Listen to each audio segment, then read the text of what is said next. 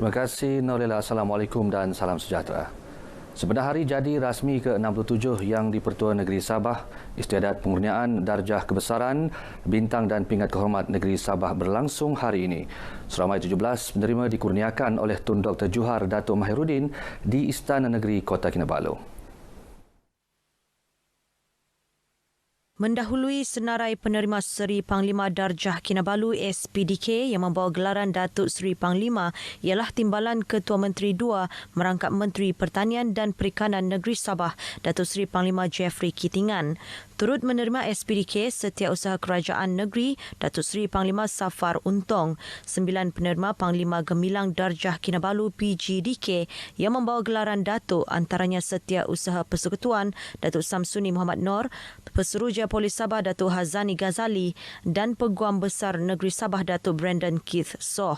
4 penerima bagi pingat Jaksa Pendamai JP ialah Ahli Dewan Undangan Negeri Kawang Datuk Gulam Haidar Khan, Pengarah Jabatan Perkhidmatan Awam Negeri Datuk Datu Rosmadi Datuk Sulai, Hakim Mahkamah Tinggi Kota Kinabalu Datuk Mairin Idang dan Setiausaha Agung Dewan Perniagaan Cina Sabah Tan Kok Ji. Seramai 679 penerima disenaraikan untuk menerima darjah kebesaran, bintang, pingat kehormat negeri sempena hari jadi yang di-Pertua Negeri ke-67 ini.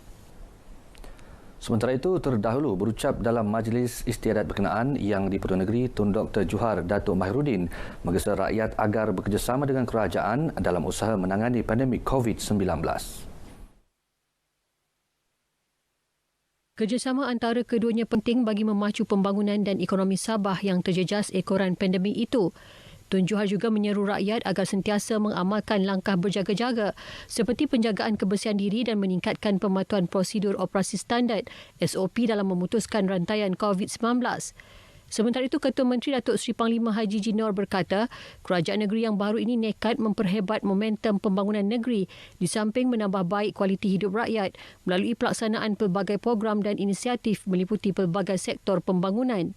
Antaranya memperkasa pembangunan infrastruktur dan utiliti luar bandar, meningkatkan kualiti pendidikan, kesihatan dan modal insan, menambah baik kemudahan dan jaringan ICT, menyediakan lebih banyak perumahan mampu milik, mengurangkan kemiskinan, menambah peluang pekerjaan, mempertingkat tahap keselamatan serta membangunkan semula ekonomi negeri. Turut hadir dalam majlis ini Tuan Nuridah Tan Sri RM Jasni, isteri kepada Ketua Menteri Datin Juliah Salak, Timbalan-Timbalan Ketua Menteri Datuk Sri Bung Mokhtar Radin, Datuk Sri Panglima Dr. Jeffrey Kitingan dan Datuk Dr. Joakim Gunsalam.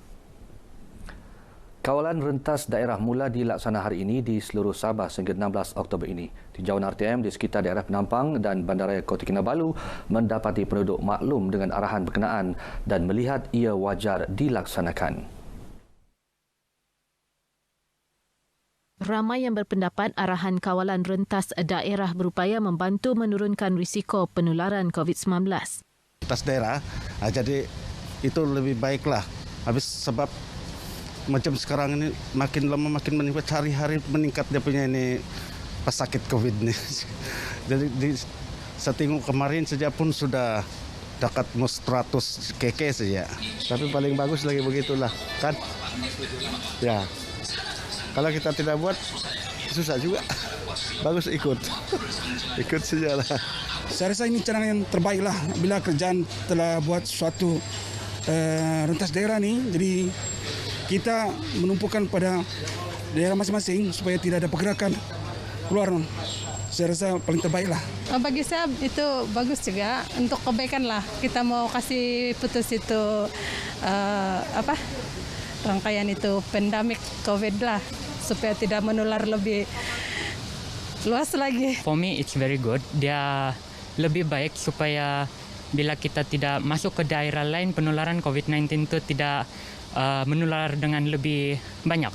Jadi for me it's very good. Kerajaan sangat baik, strategi mereka sangat baik untuk buat ini. Sabah terus mencatat pertambahan kes COVID-19 di 11 daerah semalam dan mencetus kerisauan dalam kalangan penduduk negeri ini.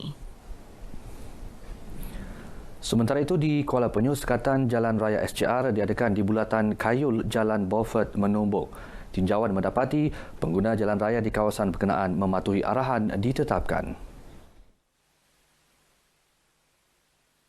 Meskipun demikian, terdapat beberapa para peniaga yang berharap kawalan rentas sempadan ini tidak menjejaskan bekalan bahan mentah dari luar daerah. Mereka bagaimanapun tetap akur dengan usaha mencegah penularan pandemik berkenaan. Memang perniagaan susahlah sebab terpaksa berniaga dari rumah, berniaga di sekitar daerah saja. Kesan yang baik, penyebaran tu dah tersebar sudah, dapat mengelakkan penularan lah di sekitar daerah. Susah untuk pergi beli barang untuk keperluan bagi peniaga-peniaga sini dia area sini ini. Kebaikan dia memang baguslah sebab dia dapat mengawal kemasukan orang-orang yang dari daerah lain tuh. Amat baguslah sebab dia boleh mencegah penularan wabak COVID demi untuk keselamatan mana-mana daerah kita. Untuk pengusaha, bagi pendapat saya memang ada agak sukar lah.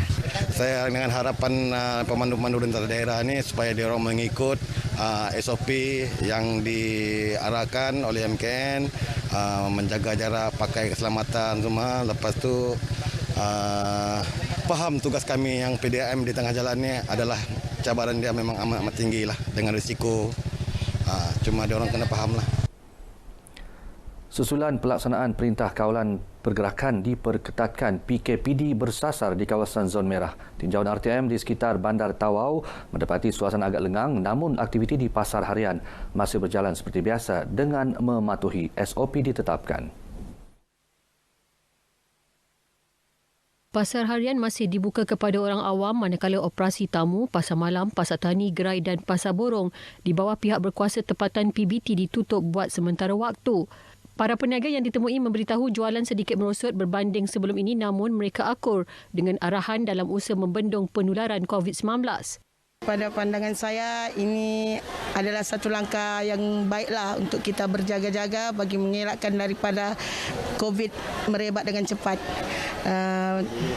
Kalau dulu pendapatan kami mungkin agak okeylah, tapi sekarang jatuh sikitlah sebab kami berniaga dalam keadaan yang terhad bermula pukul 6 pagi sehingga pukul 2 petang. Kurang sedikit pendapatan. Tidak sama dengan yang sampai petang. Ada sedikit lah, tapi sekarang kan gara-gara begini jadi tidak apalah.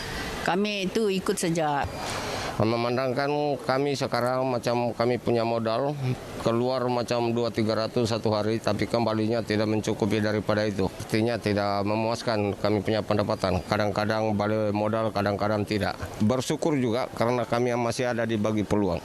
Timbalan Presiden Majlis Perbadaran Tawau MPT Koh Kian Leong dalam satu kenyataan sebelum ini memaklumkan masa operasi pasar harian di bawah MPT dipendekkan bermula 6 pagi hingga 2 petang selaras perkeliling Kementerian Kerajaan Tempatan dan Perumahan Sabah.